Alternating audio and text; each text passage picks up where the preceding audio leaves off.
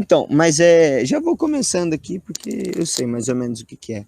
A minha ideia com a minha apresentação inicial é mostrar para você, Horácio, e para as pessoas que vão estar assistindo, caso, caso não, né, como vão assistir a aula gravada, que a história em si, ela é um processo que trata-se em contar as narrativas de toda a história da humanidade.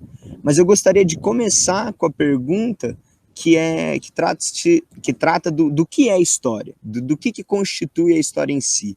Se é só o traço simples da passagem da nossa humanidade pela Terra, e esse tipo de coisa. A gente dentro da faculdade, a gente dentro próprio do ensino médio, a gente vai percebendo que a história, na verdade, elas são as narrativas que chegaram para a gente. Elas são aquilo que foi pensado a ser interessante de deixar para a gente, mas principalmente aquilo que foi dado por um grupo específico como interessante para a gente. Então, essa seria o início. Pode passar já, Irene, por favor. A segunda pergunta que eu queria fazer, a minha ideia é tratar bastante em termos não tão específicos, porque as próprias marcações em si de todo esse processo de o que é história e quando começa a história, ela não é em si pautada num questionamento concreto e que vai cair no vestibular no sentido do o que é história. O que eu vou tratar daqui para frente, até sim, mas eu só queria incitar algumas questões do tipo, o que de fato é história? Por que só algumas coisas são constituintes de história? Por que a gente escuta que história são os processos das navegações que vieram aqui para o Brasil? Por que história é aquilo que os grandes reis fizeram? E por que história não é aquilo que nossa mãe conta para a gente? Da terra dela, de como ela cresceu, de como ela é aquele tempo. Por que o material didático em si só incorpora algumas visões do que é história, e não na totalidade delas? Mas pode passar, por favor. E daí a segunda questão seria, e quando a história começa de fato? Ela é uma questão bastante interessante, porque se a gente for parar para pensar na história, a gente pensa no estudo das relações sociais ao longo do tempo, né? E se a gente for parar para pensar, então, tudo foi história. Tudo que o ser humano construiu enquanto sociedade é história. Mas o que é constituinte, o que a gente concretiza como história, é tudo aquilo que foi deixado registro para nós. Primeiramente, tentou-se entender de que a história era somente aquilo que foi deixado para nós através de palavra escrita. E isso gera uma série de questões, né? Porque, por exemplo, as pinturas rupestres constituem uma história muito anterior a isso. Os costumes, mesmo os primeiros a serem desenvolvidos, ainda que agregam cultura para a gente, ainda são história, ainda são constitutivos de história. Então, quando de fato a história começa, por assim dizer? Pode passar aí. E daí eu coloquei uma frase que eu mesmo bolei antes de começar a aula, que é: a história como filosofia nasce numa interpretação de que ela pode ser observada enquanto estiver na forma escrita. Mas a história só aparece para a gente na forma escrita, como eu disse anteriormente? Não se faz também na forma dos nossos antepassados, dos nossos familiares, contando para a gente o que é história? Bom, o primeiro, pode passar, Irene, por favor. Uma das primeiras teorias científica que elencou isso e concretizou a história enquanto verdade, enquanto ciência, foi o positivismo. Era muito comum naquela época, no século XIV, que é o desenvolvimento do positivismo, século XIV não, século XVIII, se marcar como as ciências se constituíam e como era fundamental que toda ciência tivesse um método a ser feito muito assertivo, muito isso vem disso, isso vem daquilo. Porém, a história e todas as ciências gerais a que a gente se dedica a entender o ser humano, a gente tem uma questão muito clara, que é como a gente estuda de forma a ter certeza o nosso próprio comportamento, o que nós mesmos entendemos enquanto teoria, enquanto elaboração. E o positivismo é o primeiro que senta e se dedica à criação de um método da história. Então, essa corrente de pensamento na modernidade, que foi um período histórico que a gente vai vir a tratar aqui com vocês ao longo do ano, o que concretiza uma visão científica da história, estabelecendo métodos que fundam toda a forma de se fazer história na modernidade e que vem até hoje para a gente. Os pontos principais, os pontos importantes do positivismo são a criação de um método crítico e analítico da história, que seria que a história, para ser constituída enquanto ciência e para a gente poder tomar ela enquanto verdade, nós temos que partir das fontes. As fontes são aquilo que foram deixados de registro para nós, só que existe um porém. No positivismo, não eram todas as fontes que eram constituintes de ciência, somente aquelas fontes escritas. E nesse ponto, a gente tem o primeiro porém que eu gostaria de colocar. Como vocês podem já ter ouvido de seus professores, ou já podem ter elaborado, ou já podem ter se questionado, é que a gente vê muito de uma história que começa na Europa e que chega até a gente. E por que a história começa na Europa? É exatamente por causa desses caras, é por causa dos positivistas. Eles elaboram esse método onde a análise é o escrito para fechar, não, é porque eles acreditavam que essa era a verdade, essa visão de mundo do europeu, que era etnocêntrico, ou seja, fechado na sua própria cultura, onde só via sua própria cultura, decidiu chamar isto de verdade. Foram os registros dos reis de Roma, de Grécia, foram os registros papais, foram os registros feudais, que foram em grande parte constituinte de verdade. Por isso que a gente aprende muitas vezes que Grécia e Roma foi a primeira civilização, sendo que antes mesmo disso já havia Mesopotâmia, já existiam uma série de civilizações, até mesmo as civilizações chinesas, que já tinham formas civilizatórias, até mesmo urbanas de se organizar, antes mesmo da Europa, que se dizia civilizada. Então, por que essas pessoas não foram incorporadas? Exatamente por causa disso, pelo traço europeu de centralização do conhecimento. Então, o método crítico e analítico eram a análise das fontes, e estas sendo as fontes escritas. O segundo ponto é a finalização, ou seja, concretizando a história como ciência dos estudos dos manuscritos, ou seja, daquilo que nos foi deixado escrito. E o último ponto, você pode colocar um pouquinho para cima, Irine, por favor? Obrigado. E, principalmente, funda neste momento, na modernidade, com os positivistas, uma história que trata principalmente dos grandes nomes, ou seja, dos reis, numa história política focada nos reis e esquecendo de todos os outros segmentos sociais que a gente chega a mal ver na escola. Isso é uma loucura. Pode passar, por favor, Irine. O próximo que eu gostaria de tratar é a Escola dos Análises. Esse foi um grupo que se constituiu na primeira metade do século XX e formularam novas teorias dos métodos para analisar a história, sendo a principal a incorporação de inúmeras novas fontes históricas que poderiam ser analisadas, não mais somente o que era escrito.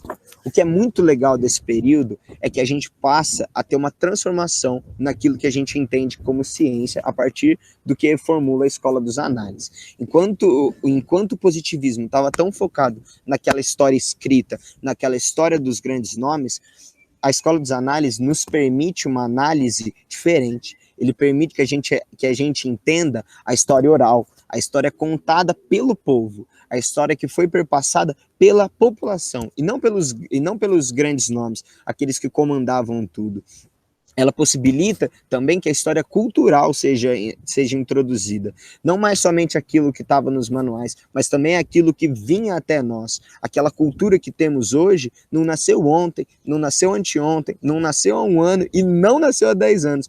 Nasceu num processo histórico muito longo. E essa Escola dos Análises permite, através de vários pontos, através da incorporação de novas fontes históricas, que não só o escrito, e ele não abandona o escrito, ele ainda utiliza e ainda é a principal fonte, mas ele pode, através de uma nova metodologia, ou seja, através de novas formas de se pensar a história, conseguir embarcar e englobar novos tipos de pensamentos. E é isso, pode passar. E por último, a partir de 1848, se bem que eu gostaria de pontuar que a escola dos análises e o materialismo histórico, eles não necessariamente se contrapõem, tanto no tempo quanto nas suas teorias. As escolas dos análises e o materialismo histórico, eles caminham junto, tanto no tempo quanto nas suas teorias. E às vezes eles discordam, às vezes eles concordam, mas em muitos, essas duas linhas de pensamento utilizam teorias de um e do outro. Pode passar, por favor. Já o materialismo histórico, que é uma outra corrente, uma corrente de análise da história, ela é caracterizada pela análise da história a partir das ideias de luta de classe, criadas pelo marxismo. Essa entende a história a partir, principalmente, da história social. Como as sociedades humanas, ao longo do tempo, se estruturaram tanto para o poder quanto para a opressão. Essa análise é muito interessante porque permite que a gente entenda todos os motivos que a gente vai tratar ainda nessa aula da colonização. É através de uma ótica materialista e das escolas dos análises que a gente pode ter um entendimento pleno do que foi a colonização.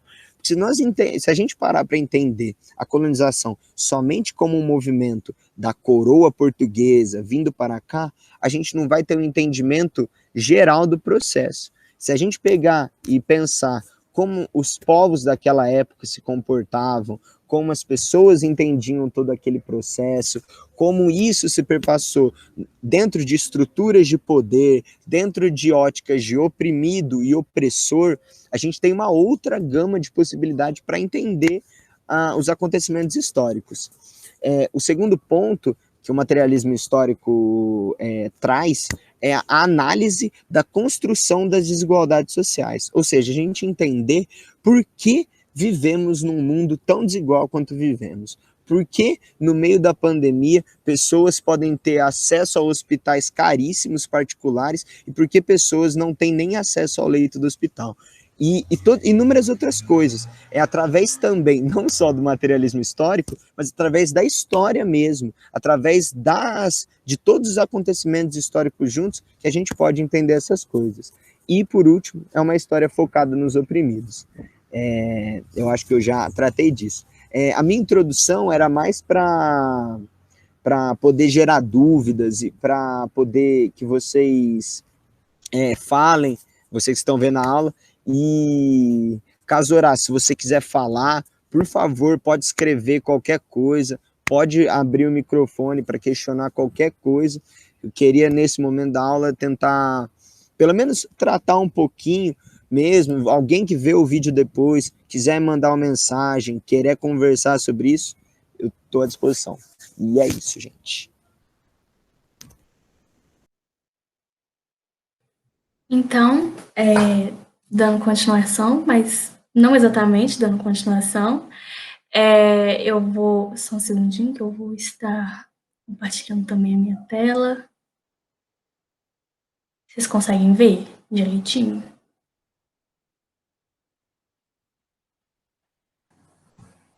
Sim, tá aparecendo. Tá de boa? Então, como eu disse, né, dando continuação, porém não exatamente, eu vou falar um pouquinho agora sobre a forma como a gente pensou para poder estruturar essa disciplina mesmo, né, até para todo mundo poder se organizar e a gente também se organizar um pouquinho, e aí acho que vai dar tudo certo no final.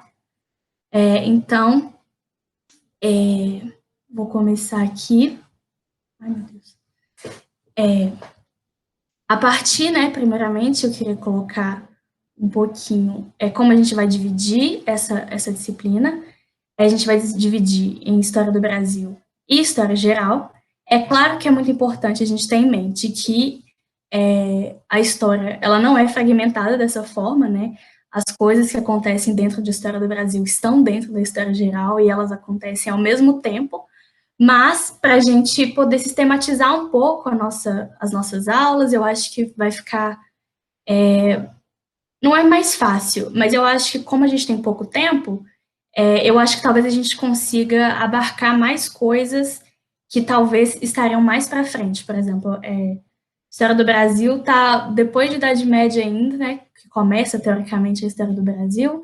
Então, para a gente chegar lá, a gente teria que passar por todo um período anterior, e aí talvez fosse prejudicar um pouco para a gente chegar mais para o final também.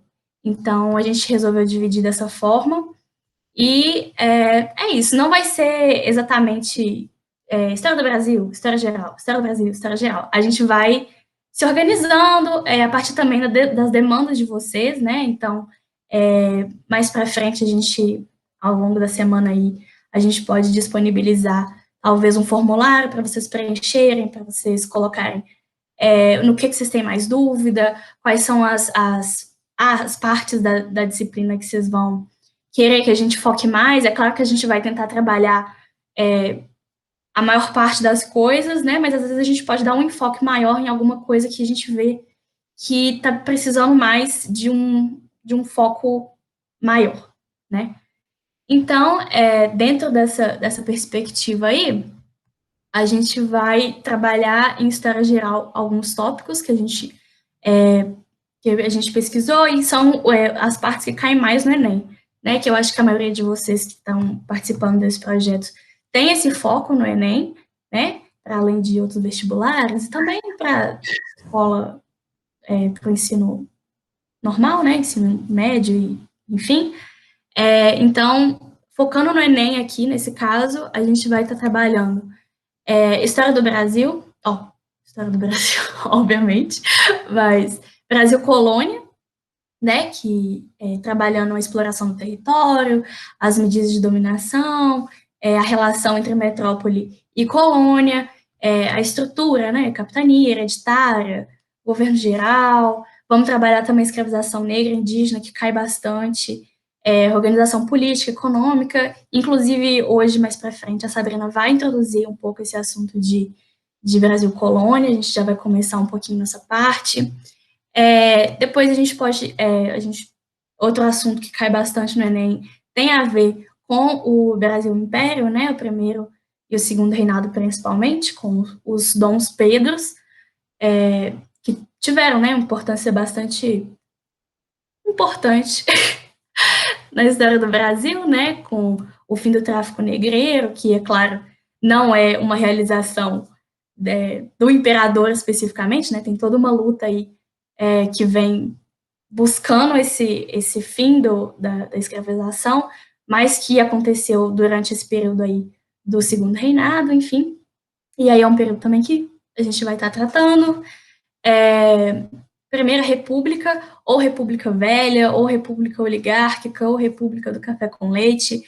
Tem bastantes nomes aí, mas eu escolhi colocar a Primeira República, porque eu acho que tem toda essa questão, né, da construção da história, e a gente chama de República Velha, é meio que um jeito de parecer que a gente é mais legal, que a gente é mais moderno, não a gente especificamente, né, mas as pessoas, os períodos que vieram depois, enfim. E aí, tratando aí, né, da política do café com leite, que foi bastante importante, as oligarquias agrárias, e é isso. Continuando, a gente também tem essa perspectiva, né, tudo é perspectiva, né, gente, porque o tempo é curto, e aí a gente não sabe até onde que a gente consegue, mas vamos tentando, a gente vai lutando aqui para chegar lá. Era Vargas, né, que é um período gigantesco aí, bastante controverso, pelo Vargas ele ter oferecido para a gente alguns avanços sociais, direitos trabalhistas, voto feminino, voto secreto, né, ter investido aí no desenvolvimento industrial de base, enfim, mas aí, ao mesmo tempo, era um regime ditatorial, ele tinha alinhamentos com os ideais fascistas, então, assim, e aí? O que a gente faz com Vargas, né?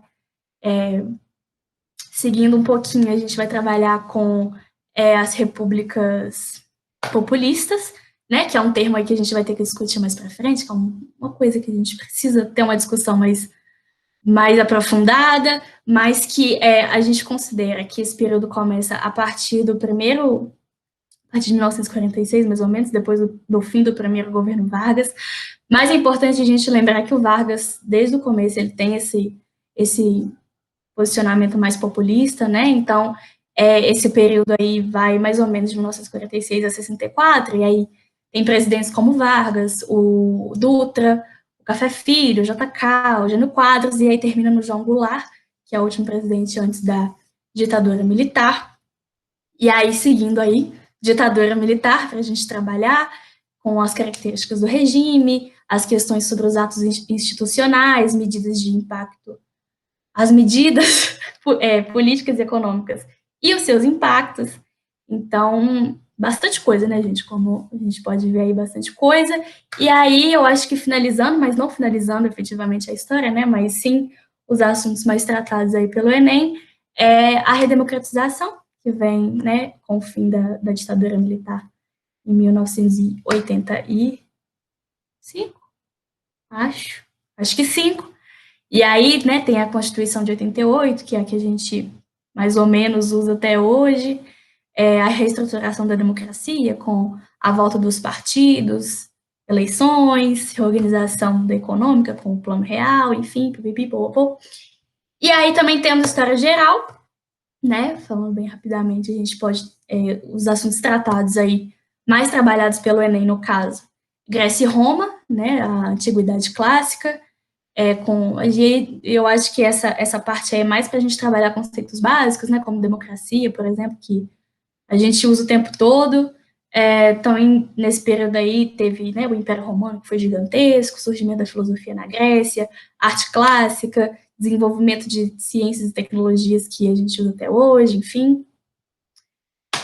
Idade Média, com o feudalismo, cruzada, as monarquias, também é um período aí que tem a coisa da Idade das Trevas, né, mas que tem sua relevância, sim, dentro do seu período, né. Geralmente a gente lê que é tipo um período perdido, mas obviamente isso não existe. Temos também as grandes navegações, né, que é Portugal e Espanha se aventurando aí pelos mares desconhecidos, outras nações também, mas principalmente em busca aí de rotas marítimas diferentes e também atrás de mais para frente, né, atrás de outros territórios. Também vamos aí trabalhar as reformas e as revoluções, que são bastante importantes e que eu acho que é uma parte divertida, né? Eu acho que a maioria das pessoas gosta de estudar Revolução Francesa, né? Quebradeira e tal, Revolução Industrial, Reforma Protestante, Contra-Reforma, enfim. Ótimo, super divertido. Eu, pelo menos, acho super divertido. Espero que vocês achem também. Iluminismo, super importante também, né? Liberdade, igualdade e fraternidade. A valorização do pensamento racional. Então, isso vai influenciar muito a sociedade ocidental, né? Enfim. E, por fim, né, mais ou menos importante, a parte que eu acho que todo mundo conhece, todo mundo acha ótimo também, quebradeira, que são as guerras, as grandes guerras, né? A Primeira e a Segunda Guerra Mundial. E aí, antecedentes, impactos e tal, Itália trocando de lado, enfim, daquele jeito que ela gosta. Por fim, a estrutura mesmo aqui dessa matéria, né? Que a gente tem as aulas síncronas, que é comigo, com a Sabrina e com o Pedro. E também a gente tem os monitores, que também é o Pedro, outro Pedro, e a Lara, que estão aí também para ajudar todo mundo a tirar dúvida, a fazer lista de exercício, a fazer simulado,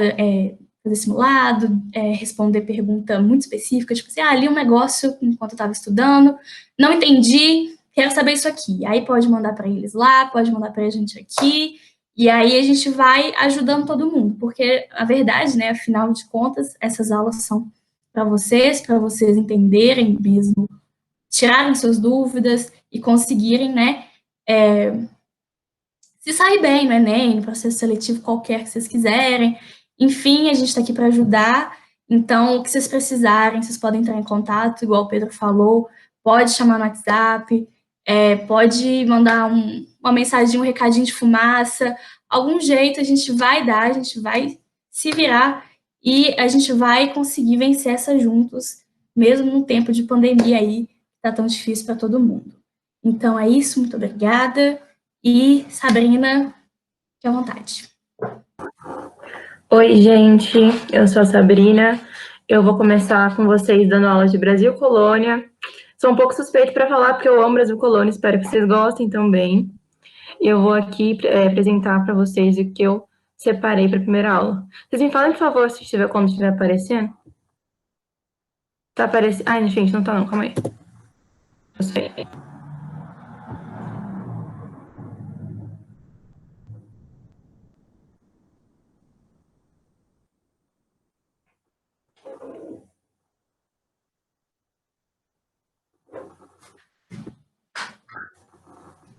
Oi, Irine, será que você pode apresentar para mim? Posso? É o que tá no grupo também? É. Só um segundo. Ai, gente. Vai dar certo, calma. Tá tudo travado aqui.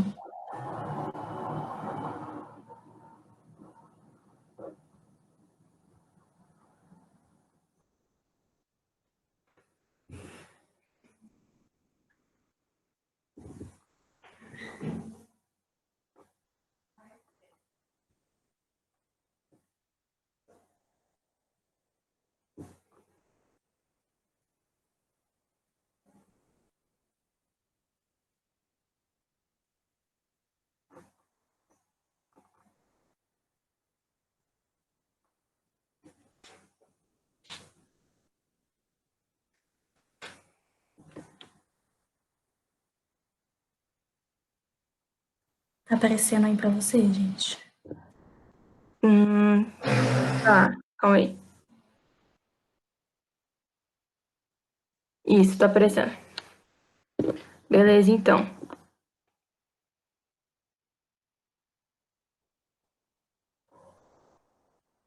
Então tá, gente. Vamos começar agora Brasil Colônia.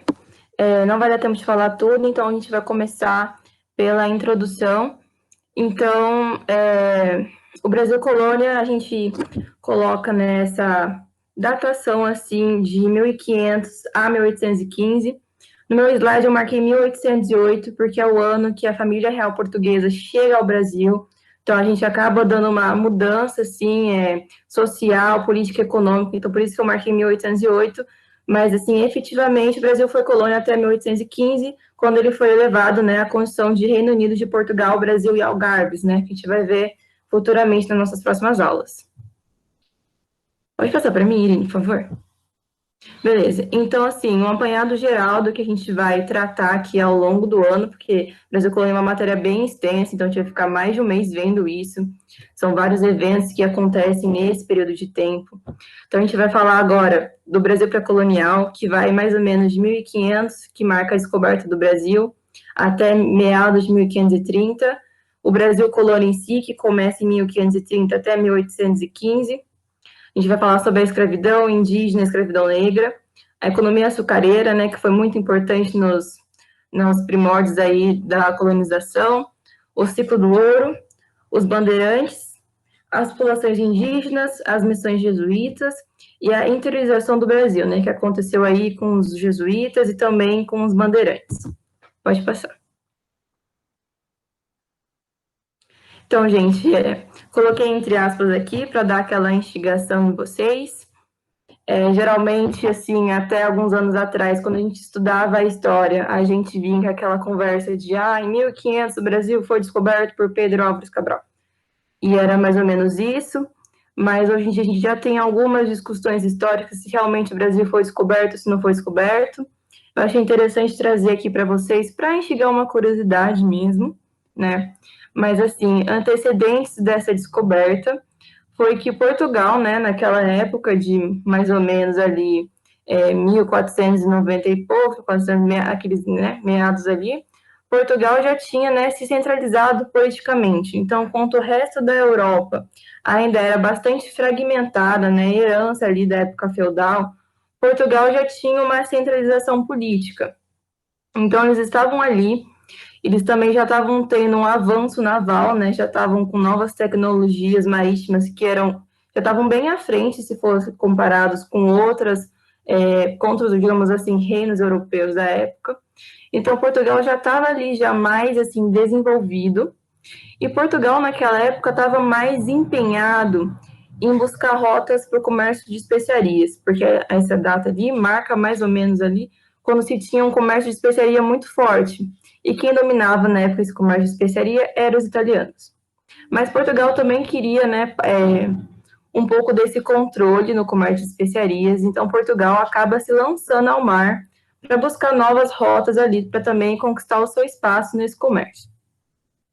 Então, Portugal, né, nessa busca de novas rotas marítimas, tem dois portugueses muito importantes nessa história, que é o Bartolomeu Dias e o Vasco da Gama. O Vasco da Gama ele consegue chegar à Índia por uma nova rota em 1498, e isso impulsa os portugueses a se lançarem ao mar e chegarem às ilhas para consolidar esse monopólio deles no comércio das especiarias. Então, a gente pode dizer que a descoberta do Brasil ela se deveu a esse fator de Portugal se lançar ao mar e acidentalmente chegar aqui em terras brasileiras, né? Mas assim, sobre a questão da descoberta em si, se foi acidental ou se não foi algo assim, não tão assim acidentalmente, eu gostaria de falar dois questionamentos aqui para vocês, né? Em 1500, o Pedro Álvares chegou ao Brasil, né? No caso, de maneira quando ele estava tentando ali alcançar as Índias. Só que se tem um fator muito interessante, que em 1493, Portugal e Espanha, que na época a gente pode dizer que eram os países assim mais avançados da época em relação aos outros reinos europeus, eles tinham um tratado chamado Bula Intercoetra, né? Que foi assinado em 1493. E nesse tratado, eles tinham acordado ali, entre eles, que as terras a partir de 100 léguas de Cabo Verde, que dá mais ou menos aqui nesse pontinho aqui, ó, Cabo Verde nesse pontinho aqui, as terras a partir dali, as terras lestes pertenceriam a Portugal, e as terras a oeste pertenceriam... Gente, falei certo? Calma aí. É isso. As terras a oeste pertenceriam a Portugal e as... Não, gente, desculpa, tô nervosa. Calma, eu tinha anotado aqui que eu sempre esqueço. Amigos de história, é leste ou oeste?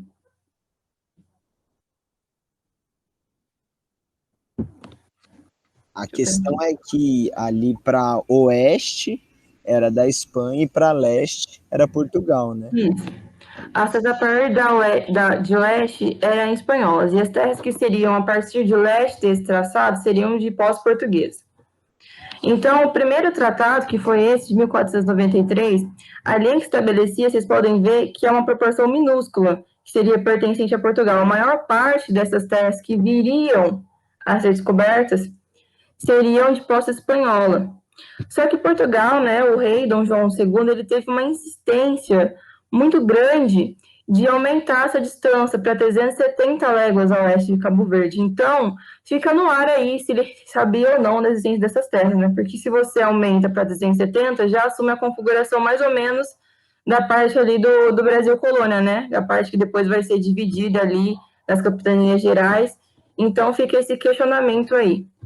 Mas, assim, oficialmente, o que a história conta é que Pedro Álvares Cabral chegou ao Brasil em abril de 1500, quando ele estava tentando chegar até as Índias, mas acidentalmente as embarcações acabaram desviando do seu trajeto inicial e eles acabaram cortando aqui no Brasil. Pode passar, Irim. Um momento. Eu não tenho um sexo. Como os cactos e... Tá. Entre 1500 e 1530, a gente designa essa parte histórica do Brasil pré-colonial. Mais ou menos nessa época, Portugal não estava, assim, muito focado no Brasil. O maior enfoque dele era no comércio de especiarias. Então, mais ou menos nesse período ali, nesses 30 anos, o Brasil ficou, assim, mas sem a atuação, sabe, sem a imposição de Portugal. Então, o Brasil ficou mais ou menos ali esquecido. O Brasil não tinha muita relevância para a coroa portuguesa. Então, quando Portugal estava mais ali focado nas especiarias, foi instalado algumas feitorias, né? As feitorias, elas eram interpostos, né? Em que esses portugueses, alguns que ficaram aqui, se concentravam, e nessas feitorias, eles comandavam as atividades mercantis relacionadas ao pau-brasil. Essas feitorias também tinham outro objetivo, que era proteger o litoral brasileiro. Então, ali eles ficavam para ter aquelas expedições guarda-costas, né? Às vezes tinha algumas embarcações que percorriam o litoral brasileiro, e ali ficavam aquelas feitorias ali para dar uma vigiada, né? Para ver se o Brasil não ia ser invadido, porque na época o Brasil tinha algumas invasões, principalmente dos franceses, mas assim, eles nunca conseguiram algo efetivo. Então, mais ou menos nesse período ali, foi relativamente tranquilo, digamos assim. Portugal ainda não estava se impondo, né, daquela forma que ele iria se impor nos anos seguintes. Então, nessa época, a principal atividade econômica era relacionada ao pau-brasil, e a mão de obra era indígena e era livre, né? Ainda não tinha esse debate da escravidão indígena. Então, ali, os indígenas, eles extraíam o pau-brasil, eles levavam até os portugueses nas feitorias, e, em troca, eles recebiam algumas coisas que para os portugueses eram consideradas irrelevantes, né? Mas para eles acabavam aceitando, porque para eles era como se fosse algo novo, né? Então, eles aceitavam algumas coisas, tipo espelho, tecidos, bebidas e machados, né? Essa troca era conhecida como escambo. Então, essa época ficou mais ou menos marcado porque não existia uma real intenção de Portugal de implantar uma política colonizadora vigente. Então, eles não tinham, assim, interesse de trazer, por exemplo, missões para povoar aqui o Brasil, sabe? Então, até o momento, eles não tinham, assim, uma intenção de já colocar o Brasil como uma colônia. O Brasil estava ali meio esquecido ali no cenário ali para Portugal. Então, o Brasil ficou mais ou menos nessa época assim, mais pautado ali no pau-brasil e também nessa mão de obra indígena que era livre, né? Aí depois desse período que a gente vai entrar realmente no Brasil colônia.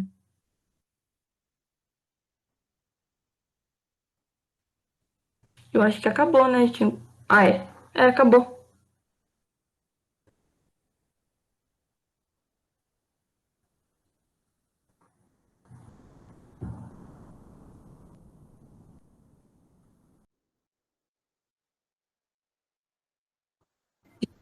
Então é isso, a primeira parte do Brasil para a colônia. Não é muito extenso, porque é só uma breve introdução.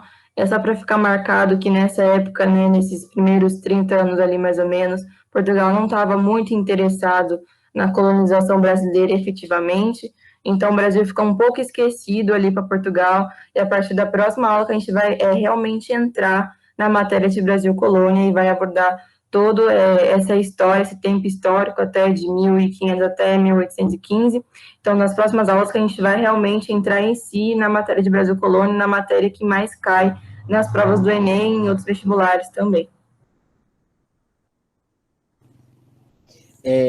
Não sei se vale, mas é uma sugestão que eu tenho, é que tem um documentário muito legal que, se eu não me engano, ele é do Netflix, mas dá para encontrar ele em outras plataformas também, a gente pode ver alguns meios de disponibilizar, que é o Guerras do Brasil, que ele começa com a fala do Krenak, que ele é um sociólogo, antropólogo brasileiro.